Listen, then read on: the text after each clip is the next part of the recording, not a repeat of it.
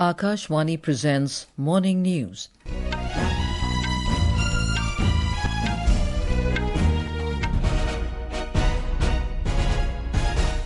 Good morning, I'm Anuja Kumar. The headlines. Prime Minister Narendra Modi to lead tree plantation drive and flag off 200 electric buses in Delhi on World Environment Day today. 2 more wetlands from India added to Ramsar list, taking the number of such sites in the country to 91. India elected to Economic and Social Council of United Nations for 2 years, beginning 2026. All-party delegation led by Congress MP Shashi Tharoor meets senior US government officials in Washington, briefs them on cross-border terrorism. DGCA asks Turkish Airlines to ensure compliance with safety regulations after inspections reveal lapses. And more than 30,000 organizations register to participate in Yoga Sangam 2025, the main event of this year's International Day of Yoga. And now the news in detail. Prime Minister Narendra Modi will lead a special tree plantation drive at Bhagwan Mahavir Vanasthali Park in New Delhi today on the occasion of World Environment Day. The Prime Minister will plant a banyan sapling under the Ek Ped Maa Ke Naam initiative. This will be a part of the Aravali Green Wall project, which aims to reforest the 700-kilometre Aravali range. More from our correspondent. The project is intended to spread green cover in the 5 kilometers buffer area around the Aravali Hill Range in 29 districts of 4 states, including Delhi, Rajasthan, Haryana and Gujarat. It aims to boost biodiversity of the Aravalis with afforestation, reforestation and restoration of water bodies. It also aims to improve the soil fertility, water availability and climate resilience of the region. The project will benefit the local communities by providing them with employment and income generation opportunities. With Raisuddin Pallavi Parmar, Akashvani News, Delhi. The Prime Minister will also flag off 200 electric buses under Delhi government's Sustainable Transport Initiative, promoting clean urban mobility and symbolizing the nation's collective responsibility towards ecological balance.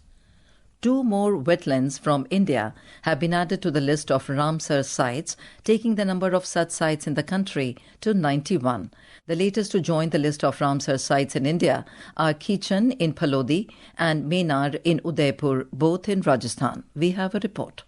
Prime Minister Narendra Modi has praised India's continued progress in environmental conservation. In response to the social media post by Mr. Yadav, Mr. Modi said that India's strides in environmental conservation are happening with great vigor and are powered by public participation. The aim of the Ramsar list is to develop and maintain an international network of wetlands which are important for the conservation of global biological diversity and for sustaining human life. The Ramsar Convention is an international treaty for the conservation and wise use of wetlands. It is named after the Iranian city of Ramsar on the Caspian Sea, where the treaty was signed on February 2, 1971. India ratified the convention on February 1, 1982. Ashish Abraham, Akashvani News, Delhi. India has been elected to the Economic and Social Council of the United Nations for the period from 2026 to 28. The Council is at the heart of the UN's mechanism to advance the 3 dimensions of sustainable development: economic, social and environmental. External Affairs Minister Dr. S. Jaishankar has thanked the member states for their overwhelming support and reposing their trust in India. In a social media post, he said, India remains committed to championing development issues and keep working to strengthen the Economic and Social Council. Prime Minister Narendra Modi will inaugurate the much-awaited train services to Kashmir tomorrow from the holy town of Katra, the base camp of Sri Mata Vaishno Devi Shrine, after which Vande Bharat train will start running between Katra and Baramulla. The high-tech Vande Bharat Express train will enable direct connectivity from Jammu to Srinagar by rail for the first time. More from a correspondent. Ahead of much-awaited inauguration of the train service to Kashmir, security has been intensified, especially near Chenab Bridge, Jammu-Srinagar National Highway and key track sections. The PM will reach Katra by train and flag off Vande Bharat train from Katra to Baramulla and virtually from Baramulla to Katra. The Prime Minister will also address a mega public rally at the Katra Stadium. At present, rail service in Kashmir is limited only from Baramulla to Sangaldan in Ramban district, but now this Vande Bharat Express train will go directly from Katra to Srinagar and Baramulla, due to which the general public and tourists will get direct train facility to the Kashmir Valley for the first time. This is Angul Chandana for Akashvani News from Jammu. India has undergone a decade of remarkable transformation driven by the principles of Seva, Sushasan and Garib Kalyan. Akashvani News brings you a special feature on the government's efforts over the last 11 years across key sectors.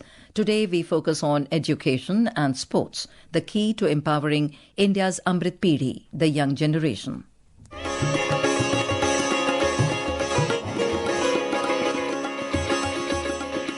In a country where almost 2/3 of its population is under the age of 35, it is the youth that will shape India's destiny. And today, the government is laying the foundation for the future dreams through education and sports. In the field of education, the government has laid out an ambitious roadmap to ensure holistic and inclusive learning from the foundational level through higher education. Under the National Education Policy, NEP 2020, the government aims to achieve 100% enrollment from preschool to secondary level by 2030 and 50% in higher education by 2035. Since 2014, the number of higher education institutions has jumped from 51,000 to over 70,000, with major expansions in IITs, IIMs and AIMS. The PM Shri Yojana is upgrading 14,500 schools, focusing quality education, holistic development and 21st century skills, while also serving as a mentor institutions for neighboring schools. Alongside education, sports have emerged as a national priority. Under the Khelo India movement, over 1,000 training centers have been opened and 3,000 young athletes receive annual support of 6.28 lakh rupees. The Target Olympic Podium Scheme, TOPS, supports India's top athletes with training, equipment and international exposure. These efforts are paying off. India won 13 medals in the last 2 Olympics and a record-breaking 29 medals at the Paris Paralympics. India isn't just teaching its youth to read and write. It is teaching them to dream big, run fast and never stop. Vishnu PS, Akashvani News, Delhi. विकसित भारत का अमृत काल, सेवा, सुशासन, गरीब कल्याण के 11 साल. This is Akashvani giving you the news. For quick news updates around the clock, follow us on our X handle at AIR News Alerts. And for details of these stories and more, log on to our website www.newsonair.gov.in and download the News on AIR app. An all-party delegation of Indian parliamentarians led by Shashi Tharoor met senior US government officials and lawmakers in Washington. The delegation briefed them on the cross-border terrorism faced by India and the country's strong and resolute stance in the fight against terror. The US congressmen expressed unequivocal and bipartisan condemnation for the terror attack in Pahalgam. On the possibility of any dialogue between India and Pakistan, Mr. Tharoor said, "We will not hold talks with people who are pointing gun at our heads." Our answer is very clear. We cannot talk to people who are pointing a gun at our heads until and unless there is a serious effort being made by Pakistan to dismantle the infrastructure of terrorism, to arrest some of the well-known figures who are on not only the United Nations Committee's list, but even in the US State Department's designated terrorist list. If they can't be arrested, if their bank accounts can't be frozen, if their training academies, training camps can't be shut down, if all of these things won't be done by Pakistan, why should we talk to them?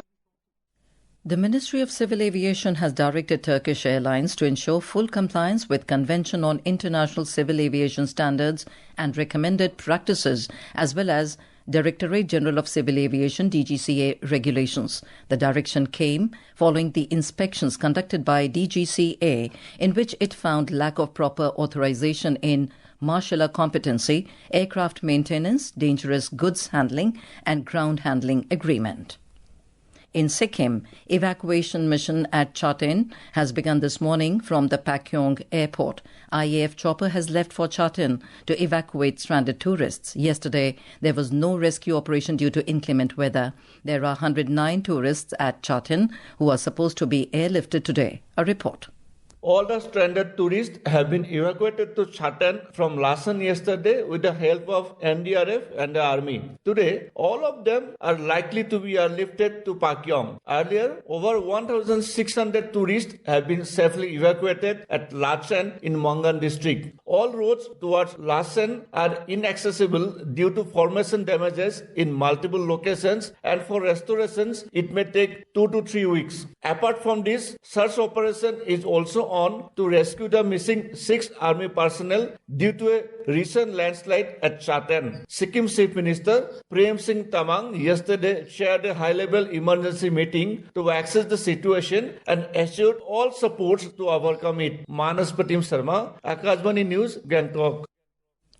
More than 30,000 organizations across India have registered to participate in Yoga Sangam 2025, the main event of this year's International Day of Yoga. Organized by the Ministry of Ayush, this year's Yoga Sangam reflects a growing movement that transcends traditional yoga practice, positioning it as a nationwide initiative to promote mindfulness, resilience and harmony. A report.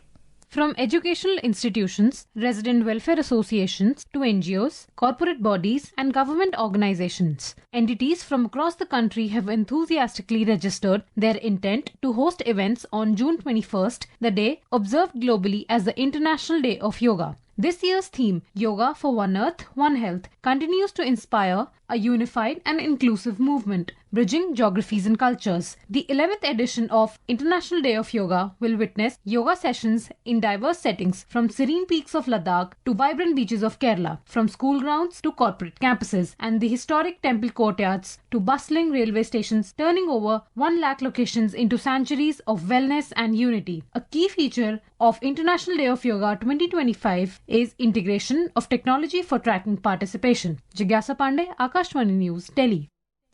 On the auspicious occasion of Ganga Dashera festival, Ayodhya Sri Ram Janmabhoomi Temple will witness the consecration of Raja Ram and other deities on the first floor of the temple today. More from our correspondent.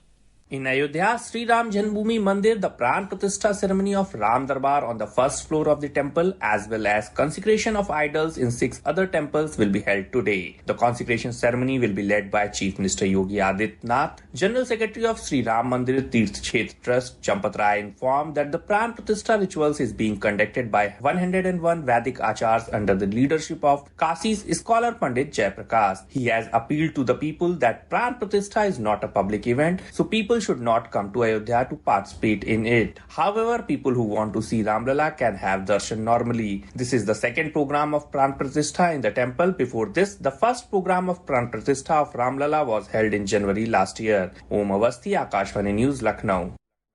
On to sports. In French Open tennis, the semi-final lineups for the men's singles competition have been confirmed in Paris after 6th seed Novak Djokovic beat 3rd seed Alexander Zverev of Germany in the quarter-final. Earlier, world number 1 Yannick Sinner advanced to the semi-final, beating Alexander Bublik of Kazakhstan in the quarter-final last night.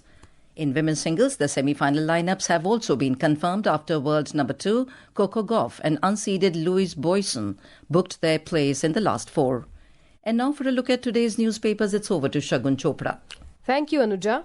Government finally announcing the long-postponed census has been covered by all the dailies today. Census in 2 phases to begin in April 2026 to have caste data for the first time, cites the Tribune. Chairing the first meeting of Union Council of Ministers after Operation Sindoor, the Prime Minister lauds the might of indigenous weapons. A Hindustan Times headline says India opposes ADB funds to Pakistan, citing misuse concerns. The Economic Times writes India seeks measures to tackle trade distortions. E-Aadhaar authentication to be made mandatory for Tatkal tickets, notes the Indian Express. PM shares anguish. 11 crushed in RCB victory frenzy as celebration turned tragic due to stampede at Bengaluru Stadium, reports the Pioneer. And finally, the Times of India carries a story of an oil portrait believed to be the only painting Mahatma Gandhi sat for getting auctioned in UK. And with that, it's back to you, Anuja. Thank you, Shagun. And now, before we end the bulletin, the headlines once again. Prime Minister Narendra Modi to lead tree plantation drive and flag off 200 electric buses in Delhi on World Environment Day today. 2 more wetlands from India added to Ramsar list, taking the number of such sites in the country to 91. India elected to Economic and Social Council of United Nations for 2 years, beginning 2026. All-party delegation led by Congress MP Shashi Tharoor meets senior US government officials in Washington, briefs them on cross-border terrorism. DGCA asks Turkish Airlines to ensure compliance with safety regulations after inspections reveal lapses. And more than 30,000 organizations registered to participate in Yoga Sangam 2025, the main event of this year's International Day of Yoga. And with that, we end the morning news. Have a nice day.